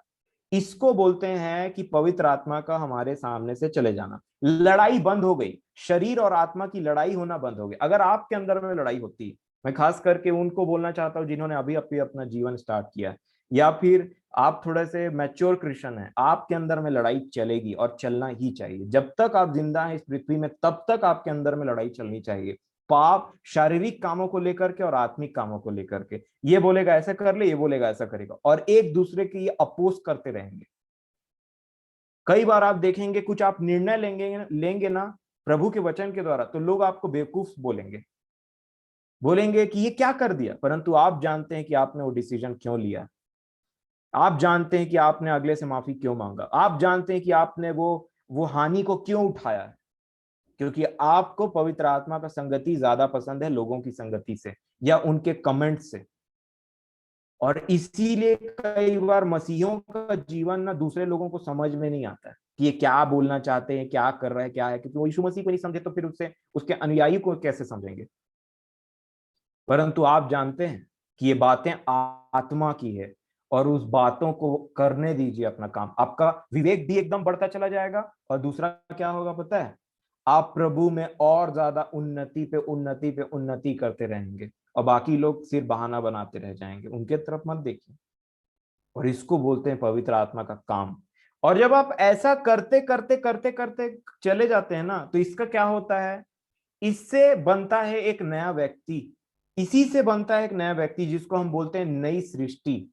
अब ध्यान से सुनिएगा, जल्दी कंप्लीट करूंगा मैं इसको। अगर आप मेरे साथ निकालें दूसरा कुरिन्थियों और उसका 5 अध्याय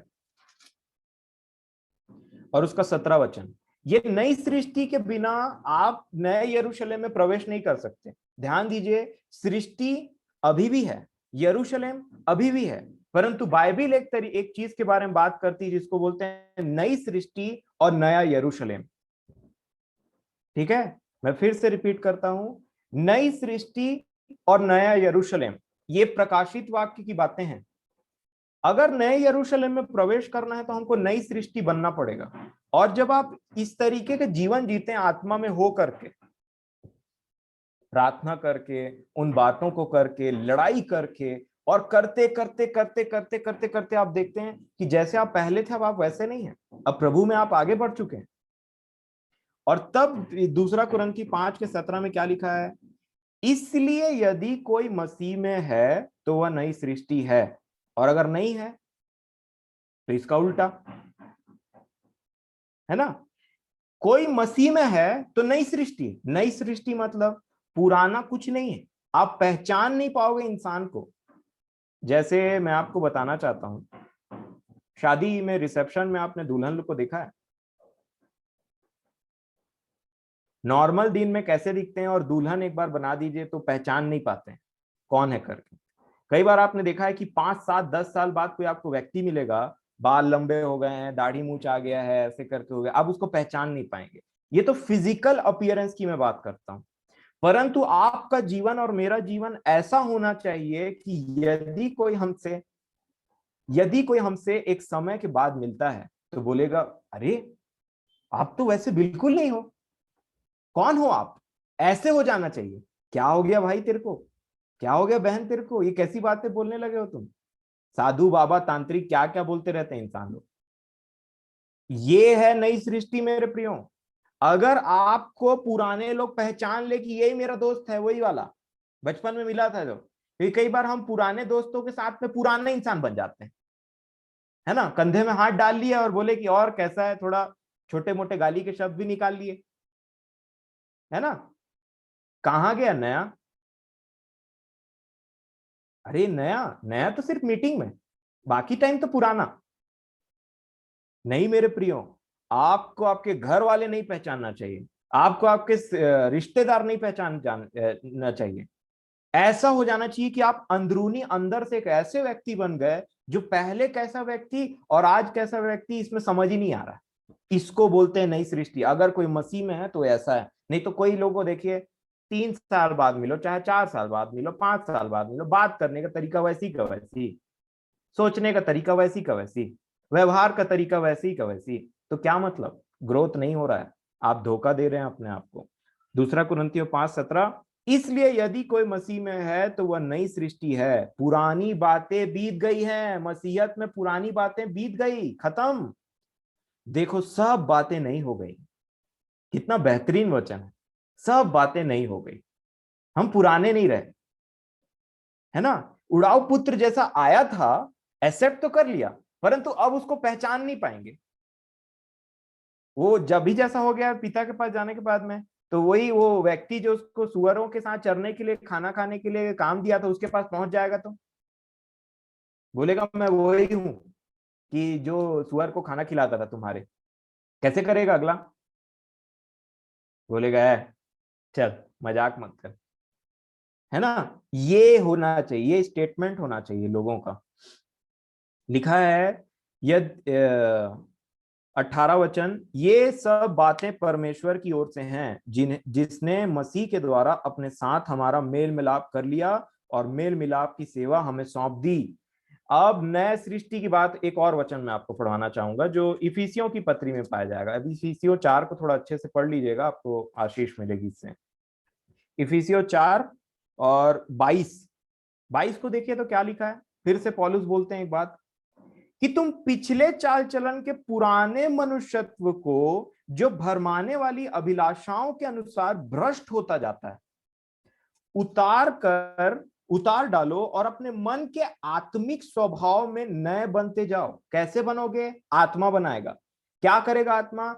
विवेक डेवलप करेगा, लड़ाई करेगा उन बातों से जो शारीरिक हैं आपके जीवन में, प्रचार सुनवाएगा आपको ऐसे जो पाप आपके जीवन में पाए जाते हैं, उनमें ज्योति डालेगा और बोलेगा तुम ऐसे हो। तब मैं और आप बोलेंगे हाँ प्रभु हम ऐसे हैं, हमें क्षमा करें, हम ऐसा करते हैं। और तब वो आपको वहां से निकालेगा और आपके साथ संगति करेगा और आपके चेहरे में एक ऐसा स्माइल रहेगा जिसको दुनिया समझ नहीं पाएगी, क्योंकि आपको शोक हुआ है एक टाइम में। वो उन बातों को आपको इतना कचोटेगा कि आप अंदर ही अंदर टूट जाएंगे, आपका हृदय टूट जाएगा। कुछ हमारे ऐसे संबंध होते हैं जो खराब दोस्तों से होते हैं, उनको तोड़ेगा वो, ठीक है। कुछ ऐसे लोग होते हैं जो हमारे जीवन में पाए जाते हैं, उनको निकालेगा वो। कुछ ऐसे गंदी बातें हमारे जीवन में पाई जाती जिनका प्रचार सुनवाएगा या बाइबल पढ़ेंगे तो आपको समझ में आएगा, उनको ऐसे करके घसीट करके निकालेगा, क्योंकि ये यीशु मसीह की आत्मा है और यीशु मसीह के प्रेजेंस में दुष्ट आत्माएं ज्यादा देर तक टिक नहीं पाती। और तब आप एक नए मनुष्यत्व बनते चले जाओगे। चोरी छूट गई? हाँ, कब का झूठ? अरे बिल्कुल, अब मैं झूठ नहीं बोलता।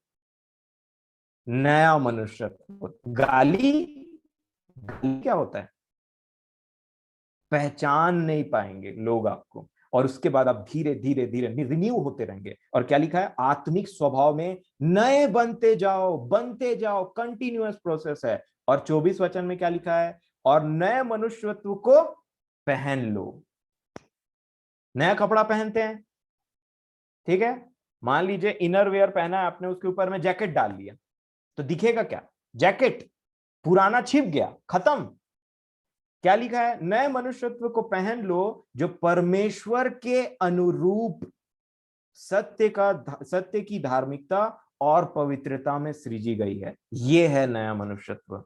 अगर पुराने हैं, सिर्फ वचन बढ़ रहा है और सब चीज है, ज्ञान बढ़ते जा रहा है, तो जीवन बदलना चाहिए। ये है मसीहत। और जीवन बदल रहा है तो बहुत अच्छी बात है भाई, वाह वाही है, मेरा सैल्यूट है आपको। और जीवन नहीं बदल रहा है तो आज एक निर्णय लेने की जरूरत है कि आज बहुत हो गई नौटंकी, बहुत हो गया वचन सुनना। जितना ज्यादा सुनोगे उतना ज्यादा जजमेंट न्याय के दिन में फिर लेखा देना पड़ेगा भैया। अगर उसमें आप उसके अनुसार आपका जीवन नहीं है तो। एक और वचन पढ़ेंगे, तीतुस 3:5। क्या बोलते हैं यहाँ पे फिर वही पौलुस? तीतुस की पत्री 3:5, फिलेमोन के पहले। तीतुस 3:5 लिखा है, जो उसने हमारा उद्धार किया और यह धर्म के कारण, कामों के कारण नहीं हुआ, है ना। हम जानते हैं इसको, देखा हमने पहले। जो हमने आप किए पर अपनी दया के अनुसार। अब देखिए क्या लिखा है, बेहतरीन बात। नए जन के स्नान और पवित्र आत्मा के हमें नया बनाने के द्वारा हुआ। ये है नया जीवन, ये है नया जीवन। पवित्र आत्मा क्या करता है? नया बनाता है। कैसे? विवेक को डेवलप करता है। कैसे? अनुग्रह लाता है। कैसे? प्रभु की बात मानना सिखाता है। कैसे? पाप से दूर करता है। और आप अपने आप को नहीं पहचान पाओगे, अपने आप को नहीं पहचान पाओगे, दूसरों की तो बात मत करना। अपने आप को नहीं पहचान पाओगे, मैं क्या से क्या बन गया। और ये है मसीही जीवन, ये है मसीह जीवन, नहीं तो बाकी सब तो कथा कहानी। और अगर आप देखेंगे, नए सृष्टि क्यों बनने की जरूरत है? क्यों नया सृष्टि बनने की जरूरत है? क्योंकि वही लोग नए यरूशलेम में प्रवेश करेंगे जो नई सृष्टि है। नया यरूशलेम में, ऊपर का जीवन में कोई भी पुराना चीज प्रवेश नहीं कर सकता। यह आप एकदम ध्यान में रख लीजिए। पुराना मनुष्यत्व, पुराना स्वभाव अगर है तो ऊपर का जीवन में निषेध, माथे में बोल दिया जाएगा गेट लॉस्ट, स्टैंप लगा करके बोलेंगे जाओ उधर, नरक की झील में जाओ। इसलिए मेरे प्रियो, इसको समझने की जरूरत है। अगर आप अब देखिए, नया यरूशलेम बोलने से क्या है, पौलुस ने इसको समझाया था। गलातियों की पुस्तक अगर आप निकालेंगे तो गलातियों की पुस्तक उसका 4 में है शायद, गलातियों, जी हाँ, गलातियों 4 और 25, इसको आप ध्यान देंगे। गलातियों 4 और 25 में क्या लिखा है? और हाजिरा मानो अरब का सीना पहाड़ है और आधुनिक यरूशलेम उसके तुल्य है। अभी का यरूशलेम किसके तुल्य है? हाजिरा। हाजिरा बोलने से क्या पहाड़ है? सीने पहाड़। सीने पहाड़ बोलने से जहां व्यवस्था आई, जहां ये सब बातें आई है ना, वहां से व्यवस्था दी गई थी, तो वो उसके अधीन में है। तो क्या लिखा है? आधुनिक यरूशलेम, अभी का यरूशलेम जो है उसके तुल्य, हाजिरा के समान, क्योंकि वह अपने बालकों समेत दासत्व में है। और 26 वचन में क्या बोल दिया? पर ऊपर की यरूशलेम स्वतंत्र है और वही हमारी माता है। यरूशलेम, ऊपर का यरूशलेम। आप सोच सकते हैं कि नीचे का यरूशलेम और ऊपर का यरूशलेम, अब ये क्या बात है भाई? इसको प्रकाशित वाक्य निकालिए थोड़ा, 21 अध्याय, 21 अध्याय 1 वचन से मैं जल्दी पढ़ूंगा। प्रकाशित वाक्य 21 का 1। यूहन्ना बोलते हैं, फिर मैंने नए आकाश और नई पृथ्वी को देखो, क्योंकि पहला आकाश और पहली पृथ्वी जाती रही और समुद्र भी न रहा। फिर मैंने पवित्र नगर नए यरूशलेम को स्वर्ग से परमेश्वर के पास उतरते देखा। वह उस दुल्हन के समान थी जो अपने पति के लिए श्रृंगार किए हो। ये है मैं और आप, ये है नया यरूशलेम। तो नया यरूशलेम में जाना है तो कैसा बनना है? नई सृष्टि। नहीं तो पुरानी सृष्टि रहोगे तो यहीं के यरूशलेम घूम के आ जाओ, 2-3 ट्रिप। आजकल ट्रिप करवाते रहते हैं ना यरूशलेम का, इतना पैसा दो, 1.5 लाख रुपए, तो यरूशलेम घुमा के लाएंगे, इजराइल घुमा के लाएंगे। लोगों का अटैचमेंट अभी भी ये वाले यरूशलेम और इजराइल से। घूमो, पैसा दो, जाओ, फोटो वोटो खिंचा के आओ, है ना। लेकिन मेरा और आपका टारगेट क्या है? वो यरूशलेम, ऊपर, वो स्वर्ग, वो अपने परमेश्वर पिता के साथ में, उसके पुत्र के साथ में सनातन काल की जिंदगी बिताना। ये है हमारा और आपका टारगेट मेरे प्रियो। ये है हमारा टारगेट, नया यरूशलेम। और नया यरूशलेम में कौन पहुंचेगा? नई सृष्टि। नई सृष्टि कौन बनाएगा? पवित्र आत्मा। इसीलिए कभी भी मेरे प्रियो, कभी भी बाइबल में और इस वचन में आगे बढ़ने से पहले बपतिस्मा जरूरी है। बपतिस्मा के पहले मन फिराना जरूरी है। बपतिस्मा लीजिए अगर नहीं हुआ है तो, और हो गया है तो पवित्र आत्मा को ऐसे मांगना है जैसे कि आपको, मतलब उसके लिए बहुत ज्यादा प्यासे हैं। लूका में क्या बोला प्रभु यीशु मसीह ने? लूका रचित सुसमाचार में कि मांगो तो तुम्हें दिया जाएगा, खटखटाओ तो तुम्हारे लिए खोला जाएगा। और लिखा है लास्ट में कि क्या मांगना है? क्या मांगना है हमको? मांगना है पवित्र आत्मा। अगर आप लूका रचित सुसमाचार उसका 11 अध्याय खोलेंगे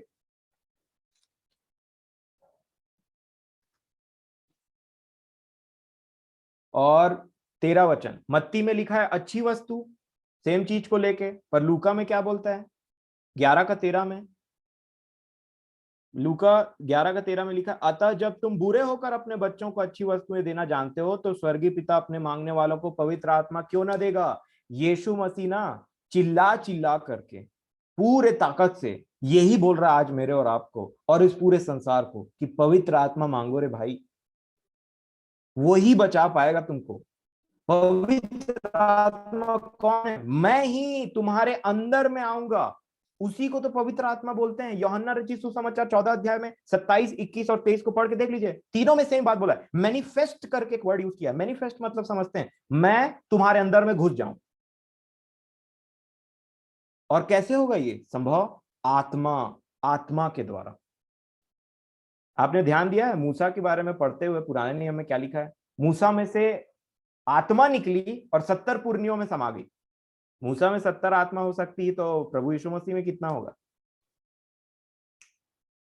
और वही आत्मा आज हमारे अंदर में आने के लिए ना खटखट खटखट खटखट खटखट करके खटखटा रही, परंतु हम बोलते हैं नहीं, हम बाइबल स्टडी कर लेंगे, नहीं हम अपने से करेंगे। और इसीलिए हम फेलियर हैं, क्योंकि हमने उसको कभी अलाउ नहीं किया। प्रभु यीशु मसीह ना, मैं आपको बताना चाह रहा हूं, इतने पर्टिकुलर है पवित्र आत्मा को लेकर के कि उसके बिना वो मसीही जीवन को देख भी नहीं सकते। लेकिन बहुत सारे आज मसीही जो अपने आप को मसीही बोलते हैं, वो पवित्र आत्मा के बिना अपने जीवन बिताने की कोशिश कर रहे हैं। और इसलिए हम कंप्लीटली फेलियर हैं बहुत सारी चीजों में, क्योंकि हमने भरोसा ही नहीं किया पवित्र आत्मा पर। और वही विश्वास आपको करना है आज। हमेशा प्रार्थना करिए और जो वो बोले उसको सुनो, और जो उसको करने के लिए क्या चाहिए? अनुग्रह। तो अनुग्रह मांगो, तब जाकर के मैं और आप इसमें रहेंगे। और ये आत्मा कैसे हमारे अंदर में डाला जाता है? ऐसे अंदर डाला जाता है, और उसको बोलते हैं, क्या बोलते हैं? अब इसको क्या करना है पता है? इसके लिए होता है प्यास। प्यास की जरूरत होनी चाहिए। आपने जक्कई की बात तो देखी होगी। जक्कई ने जब यीशु मसीह को देखा तो उसके कदम, उसका जो स्टेचर था, उसका जो हाइट था, बहुत छोटा था, और उसके वजह से वो देख नहीं पाया, है ना? तो क्या किया उसने? बोला ठीक है, मैं तो बौना हूं, चलो घर में जाते हैं, सो जाते हैं, बहुत भीड़ जा रही वैसे भी। क्या किया? ऐसे ही कर दिया, गया गुलर के पेड़ में चढ़ गया। कैसे चढ़ा होगा? इतना उम्र का व्यक्ति गुलर के पेड़ में ले दे के चढ़ पाया होगा, और उसके बाद में ऐसे लटक करके बोला होगा कि प्रभु प्रभु, देखना चाह रहा था बस। ये प्यास है हमारे अंदर में, ये मिसिंग है। क्योंकि उसने क्या कहा है पता है? उसने कहा है जो प्यासा हो वो आए, बाकी लोग बैठे रहो, आराम से बैठे रहो। जक्कई में वो प्यास थी। अब दिक्कत की बात क्या है? बहुत सारे मसीही लोगों को पता ही नहीं रहता है कि उनमें कुछ प्यास है। आप सोच सकते हैं कि आपको प्यास लगी है, आपके आत्मा को प्यास लगी, आपके जीवन में, आपके हृदय में, आपके मनुष्यत्व को प्यास लगा हुआ है, आपके आपको प्यास लगा हुआ, और आपको पता ही नहीं कि आपको प्यास लगा है। ऐसा पॉसिबल है कि आपको प्यास लगे और आपको पता ना चले? है। है। कैसे? सामरी स्त्री को पता ही नहीं था उसकी प्यास क्या है। जब यीशु मसीह ने बताया कि जीवन का जल, प्यास के बारे में, कुछ चीजों के बारे में समझाने की कोशिश की ना, तब सामरी स्त्री बोलती है, दे दे भाई, किस बारे में बात कर रहे, थोड़ा पिलाओ उसको। इसका मतलब पता ही नहीं था कि उसको प्यास लगा हुआ है। इससे पहले मैं आपको एक चीज बताना चाहूंगा, उसके बाद हम खत्म करेंगे। प्रकाशित वाक्य की पुस्तक को आपने पढ़ा है ना? और कितना कठिन बातें उसमें लिखी हुई है। और उन सब को बोलने के बाद में प्रभु यीशु मसीह एक बात बोलते हैं, वहां पे भी लिखा है 22 अध्याय के 17वें वचन में, प्रकाशित वाक्य 22 का 17। प्रभु यीशु मसीह इतनी कठिन बातों को बोलने के बाद में, इतनी सारी बातों को बोलने के बाद में, बाइबिल को खत्म करते करते करते एक बात मेरे और आपको फिर से रिमाइंड कराते हैं, सामरी स्त्री के समान। 22 का 17 प्रकाशित वाक्य लिखा है, आत्मा और दुल्हन दोनों कहती हैं आ, और सुनने वाले भी कहे आ। फिर क्या कहा? जो प्यासा है वो आए, और जो कोई चाहे वह जीवन का जल सेंत मेंत में ले।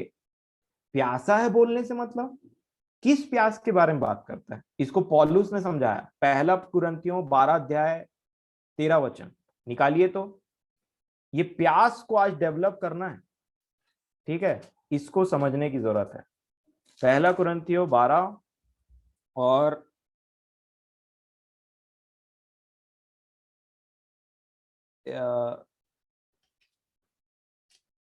पहला कुरिन्थियों 12 अध्याय और उसका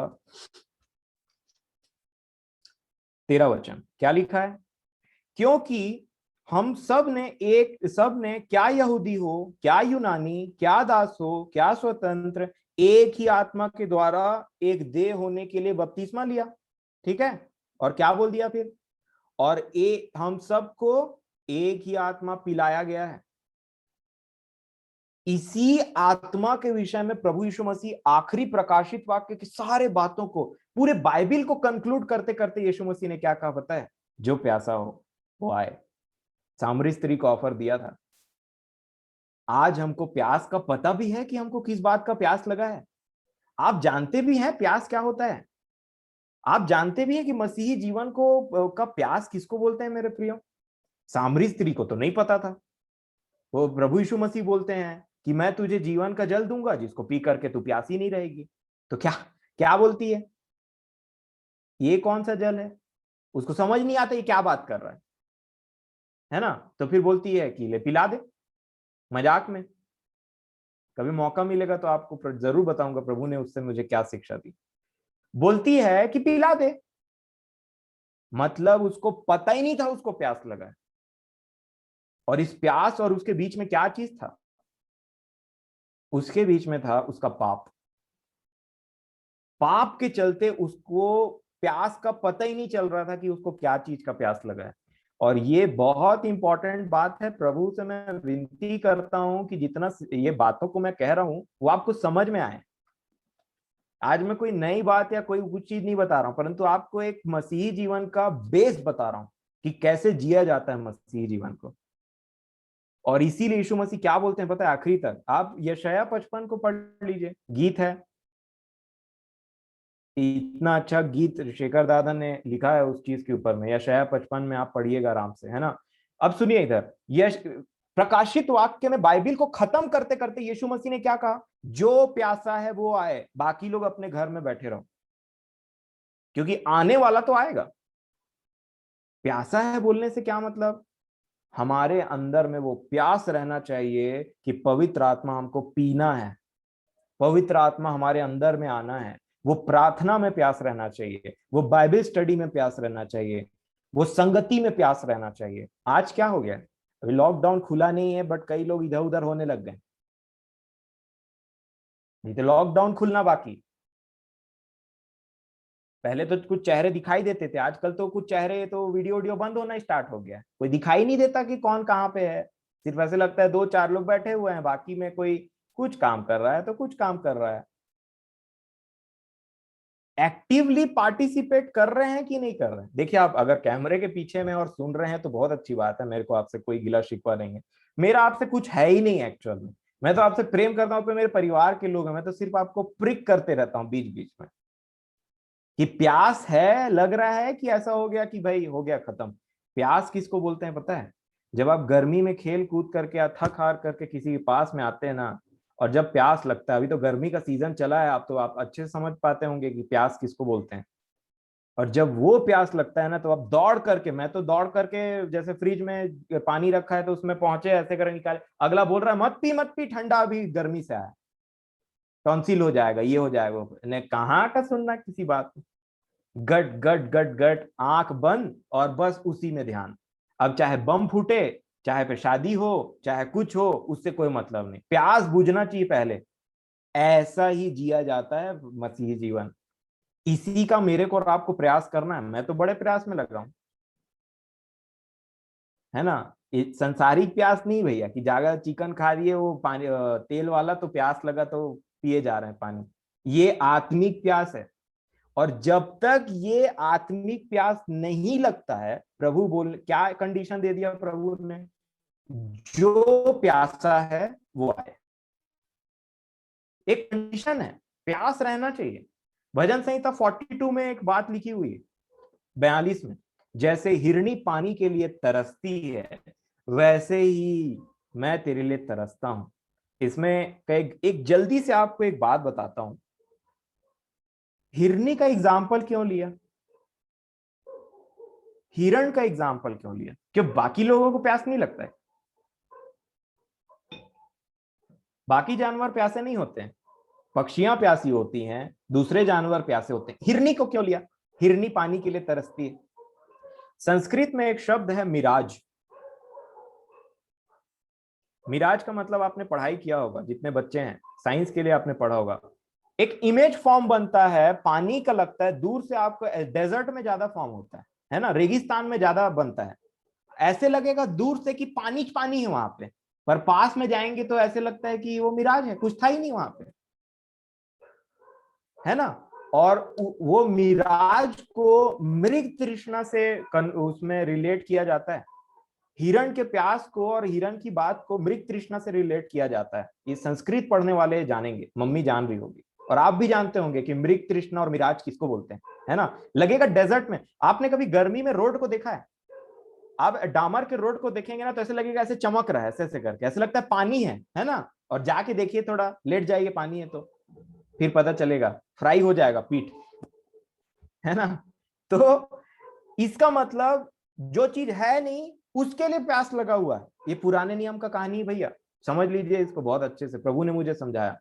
पुराने नियम में लोग को प्यास लगी थी, पीने के लिए नहीं था, पवित्र आत्मा दिया नहीं गया। नए नियम में अगला बोल रहा है पी पी, प्यासा हो पी इसको, और हम बोल रहे हैं हमारे अंदर में प्यासे नहीं है। पुराने नियम में क्या बोल रहा है? मैं पानी प्यास लग गया। पुराने नियम में क्या बोल रहा है 42 में? जैसे हिरनी, आप पढ़िए 42।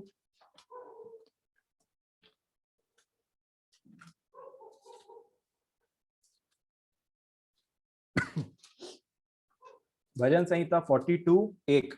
कोरा, कोरा बोलते हैं इसको, है ना। कोरा के गीत हैं, जैसे हिरनी नदी के जल के लिए हाँफती है, वैसे ही परमेश्वर मैं तेरे लिए हाँफता हूं। पुराने नियम में ये प्यास थी, हमारे अंदर प्यास है कि बुझते चले जा रही है, खत्म होते चले जा रही है, डाउन होते चले जा रहा है। ये प्यास रहना बहुत जरूरी है, इसके बिना कदापि आप मसीह जीवन नहीं जी सकते। मरते दम तक प्यास रहना, नई सृष्टि बनते चले जाना, आत्मा को पीते जाना, यीशु मसीह की तरह बनते जाना और बनते जाना, मैच्योर होते चले जाना। और इसी के लिए यीशु मसीह क्या बोल रहे थे पता है? प्यासा हो, जो प्यासा हो वो आए। अब प्यास ही नहीं लगी है। अब मेरी मम्मी का और मेरा आपको बताता हूँ, मैं प्रैक्टिकल लाइफ का एक बात बताता हूँ। मैं ट्यूशन जाता था क्लास 10 में 11 में, तो गर्मी में जाना पड़ता था, तो बड़ा गर्म रहता था। तो मम्मी बोलती पानी पी, मैं बोला प्यास ही नहीं लगा है। मैं बोलती पानी पी के जा, मैं बोला प्यास ही नहीं लगा तो कैसे पानी पीऊं? बोलती थी बाहर धूप है, ये है वो है, लू लग जाएगा। मैं बोला प्यास ही नहीं लगा है तो मैं कैसे पानी पीऊं मम्मी? जबरदस्ती एक गिलास ला करके और मैं उसको चल भाई पी ले, नहीं तो जाने नहीं देगी। तुम बेमन का पी लिए थोड़ा सा, और आधा थोड़ा सा ग्लास में छोड़ दिए, और उसके बाद में चले गए, क्योंकि प्यास नहीं था।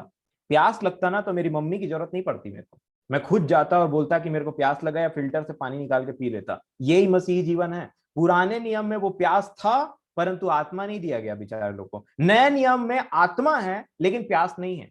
हम इतने बिजी हो गए हैं अपने जिंदगी में और इन सब चीजों में कि हमारे अंदर से वो प्यास घटती चले जा रही है रेदर देन बढ़ते चले जाने के।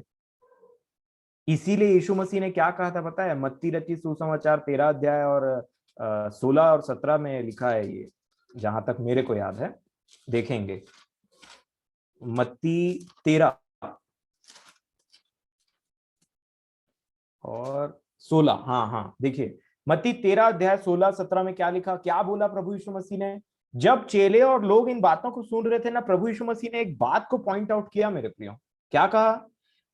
पर धन्य है तुम्हारी आंखें कि वे देखती हैं और तुम्हारे कान की वे सुनते हैं, क्योंकि मैं तुमसे सच कहता हूं कि बहुत से भविष्यद्वक्ताओं ने और धर्मियों ने चाहा कि जो बातें तुम देखते हो देखें पर न देखी, और जो बातें तुम सुनते हो सुने पर न सुनी। ये वही लोग तो हैं जो पुराने नियम में बोल रहे हैं कि हिरनी जैसे हाँफती है ना, एज द डियर पैंटेथ, ऐसे करके एक शब्द हुआ, जब हाँफती है उसको प्यास लगा हुआ है, परंतु मिराज है ही नहीं पानी जिसको पी सके। एक प्यास है लोगों में परंतु पानी नहीं है, एक प्यास है लोगों में परंतु पवित्र आत्मा नहीं है। और आज पवित्र आत्मा है, हमारा उद्धारकर्ता हमको बोलता है पी, जो प्यासा है वो आए। कितने जगह ये बात लिखी हुई है, सेंट मेंत में पिए कहा, सेंट मेंत में। पैसा तो तुम चुका नहीं पाओगे वैसे भी, सेंट मेंत में पिए। तुम मतलब हम सब, है ना, सेंट मेंत में पिए। बहुत तायत से पिए, गट गट गट पीते चले जा, आत्मा को पीते चले जा, मसीह की तरह बनते चले जा, पाप को ना बोलते चले जा, अनुग्रह से भरते चले जा, मसीह के स्वभाव में ढलते चले जा, नई सृष्टि बनते चले जा और नए यरूशलेम में प्रवेश करते चले जा। ऐ मसीही, ऐसा ही चलते चले जा। अब ये नहीं पूछे कि ये कहां से आया, मैंने बस बोल दिया। तो प्रभु इन सब चीजों से आपको आशीष करें। और मेरे प्रियो, यही वो बातें हैं जो प्रभु यीशु मसीह प्रकाशित यूहन्ना से स्टार्ट करके प्रकाशित वाक्य तक बोलना नहीं छोड़ा। जो प्यासा है वो आए, जो प्यासा है वो आए, धन्य है वे जो धार्मिकता के भूखे और प्यासे हैं, क्योंकि वो तृप्त किए जाएंगे। और जब प्यास बुझती है ना, तो मजा आता है ना। परंतु ये संसार में तो हमारी प्यास बुझने से रही, प्यासे ही रहना है हमको और ऐसा जीवन चलते चले जाना है। तो यही है। अब इसको कंक्लूड करेंगे और एक बात मैं बोलना चाहूंगा, पवित्र आत्मा के बिना मसीही जीवन इज इम्पॉसिबल। आप नहीं जी सकते। बाइबल में जो बात लिखा है, आप भले ज्ञान इकट्ठा कर सकते हैं परंतु आप नहीं जी पाएंगे। मांगो, पवित्र आत्मा मांगो, उपवास करो, गिड़गिड़ाओ, प्रार्थना करो, बोलो भर दे मुझे अपनी आत्मा से, मुझे अपनी रूह से भर दे मेरे खुदावन बाप, ताकि मैं आपके पुत्र के समान जीवन जीने वाला हो सकूं। और बपतिस्मा को आप स्किप नहीं कर सकते। तो ये एक नियम है और इसमें आगे बनते चले जाइए। और पवित्र आत्मा आपको पिलाया गया, मुझे पिलाया गया, और इसी में हम बढ़ते चले जाते हैं ना। और उन वो फाइट चलते रहती है और सब काम को धीरे धीरे धीरे नई सृष्टि, नई सृष्टि से नया यरूशलेम, और बस हमारी जर्नी खत्म। जो साथ में मिले उसके साथ में चलते चले जाइए, है ना। सबको एनकरेज करते चले जाइए, बढ़ाते चले जाइए, जरूरत पड़े तो डांटो, क्योंकि क्या पता आपकी डांट किसी को जो दूसरे जगह में जा रही है वो प्रभु के रास्ते में लेकर के चले, परंतु खुद उसमें पहले अपना अमल करना है। तो प्रभु मेरी और आपकी सहायता करें इन विषयों में। और मैं आपको बताना चाहता हूँ, मेरी बहुत दिली इच्छा है, मैं अपने हृदय की गहराई से आपको बात बताना चाहता हूँ मेरे प्रियो। आज की जो बात है, आज जो प्रभु ने मेरे और सामने आपके सामने में ये बातों को रखा है, इसको अपना, बोलते हैं ना, अपने आंख की होठों, क्या बोलते हैं उसको, कि इसको भूल मत जाना, इसके बिना मत जीवन जीने की कोशिश करना। पवित्र आत्मा को ऐसे मानो जैसे कि वो एकदम से अंदर में है, ऐसे बातचीत करो, ऐसे उसके साथ में रहो, उसको शोकित मत करो। कल हम देखेंगे कि उसको हम कैसे शोकित करते हैं। तो प्रभु मेरी और आपकी सहायता करें इन बातों में। आइए प्रार्थना करें और प्रभु को धन्यवाद दें और सहायता मांगें। धन्यवाद, धन्यवाद, धन्यवाद परमेश्वर पिताजी। आपके समान कोई नहीं है खुदावन बाप, जो तरस से भर जाए, अपने लोगों पर तरस खाए, उनके पापों को क्षमा करे, उनके पुराने पापों को स्मरण ना करे प्रभु जी, परंतु एक नया जीवन दे। अपने अपने पुत्र के लहू के द्वारा हमें खरीदा, हम पर दया किया, हमसे प्रेम किया। परंतु फिर भी कई बार प्रभु जी हम उस तरीके से आपके पास नहीं आ पाते हैं, वो प्यास हमारे अंदर में नहीं बन पाती है प्रभु जी। इसके लिए हम क्षमा चाहते हैं खुदावन बाप। मैं आज और अपने परिवार के एक एक लोगों को आपके चरणों में रखता हूँ और गिड़गिड़ाता हूँ खुदावन बाप कि आप अपनी आत्मा से हमें भरें, अपनी मनसा हम पर जाहिर करें, वो इंटरेस्ट पैदा करें प्रभु जी, जिसके द्वारा हम आपकी ओर ताकने वाले हो सकें और हमेशा हमारा हृदय आपसे लग जाए, आपसे प्रेम करने वाले हों खुदावन बाप हम। ये मनुष्य की बस की बात नहीं, ये हमारे बस की बात नहीं कि पाप का प्रचार सुने या सच्चाई को जानने के बाद उसमें हम चल सकें। ये तो सिर्फ आपकी दया है, ये तो सिर्फ आपका अनुग्रह है, ये तो सिर्फ आपकी आत्मा की बातें हैं खुदावन बाप। आप हम पर दया करें, क्योंकि हम जानते हैं आप हम पर दया करते हैं, और जब आप किसी पर दया करते हैं वही इंसान आप तक पहुंच सकता है।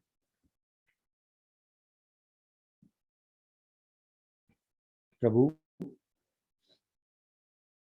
हमें तृप्त करे, हम पर दया करें,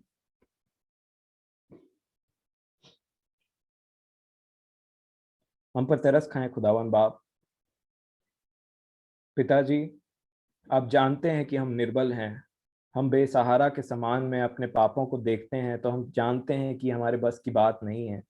क्योंकि हमने इतने समय तक उन पापों में अपना जीवन बिताया, परंतु आपकी दया, आपका अनुग्रह महान है प्रभु जी। आपकी करुणा सबसे ऊपर है। आप हम पर दया करते हैं, आप हम पर अनुग्रह करते हैं, अपने आत्मा को उंडेलते हैं और हमें अपने पुत्र के जैसा बनाते हैं। मेरे एक एक परिवार के लोगों के लिए मैं विनती करता हूँ, अपने लिए भी विनती करता हूँ खुदावन बाप, कि हमें अपने पुत्र के जैसा बनाएं, हम पर दया करें, हम पर तरस खाएं, अपने पवित्र आत्मा की प्यास को हमारे अंदर में जागृत करें। ये भी हमसे नहीं हो सकता, हम प्यासे तक नहीं हो सकते प्रभु जी। हम पर तरस खाएं, हमारे हमारा हमारी लालसाओं को बढ़ाएं अपने प्रति, इन वचनों के प्रति, अपने पुत्र के स्वभाव के प्रति। आपस में हमारे प्रेम को बढ़ाएं, हमारा जीवन आपको ग्रहण योग्य होने वाले हो सके खुदावन बाप। हम पर तरस खाएं, आप नहीं बचाएंगे तो हमें और किसका सहारा है खुदावन बाप। हमारी लालसा तो आपके साथ हमेशा हमेशा के लिए रहने की है, परंतु हम निर्बल हैं बहुत सारी बातों में प्रभु। मैं सबके लिए प्रार्थना करता हूँ, अपने उन परिवार के लोगों के लिए प्रार्थना करता हूँ जो अभी भी आपके पास आना नहीं चाहते, अपने मनों को कठोर करके बैठे हुए हैं। तरस खाएं प्रभु जी, आप तो पत्थर से भी पानी निकालने वाले परमेश्वर हैं। आप पत्थर के हृदयों को भी मांस का हृदय बनाते हैं। आपने तो शाऊल को पौलुस बना दिया। खुदावन बाप, हम पर तरस खाएं, हम पर दया करें, ताकि आपकी इन अनमोल बातों से हम वंचित न रह जाएं। आपने इतना तरस किया प्रभु जी, इतना तरस खाया, इतना दया किया कि आपने अपनी अनमोल बातों को हमें सिखाया, समझाया, बताया, जो हम नहीं समझते थे पहले, हमारे दिमाग में, हमारे चित्त में भी नहीं आई, परंतु आज आपने हमें समझाया है। इसलिए मैं आपसे विनती करता हूँ कि हमारे पूरे परिवार पर दया करें, अपने बच्चों पर तरस खाएं। हाँ प्रभु जी, आप वो पिता हैं जो तरस खाते हैं। आप हमारी कमजोरी और निर्बलताओं को पहचानते हैं, जानते हैं कि आपके बेटे और आपकी बेटी किन पापों से उलझे हुए हैं, किन में हमारा जोर नहीं चलता है।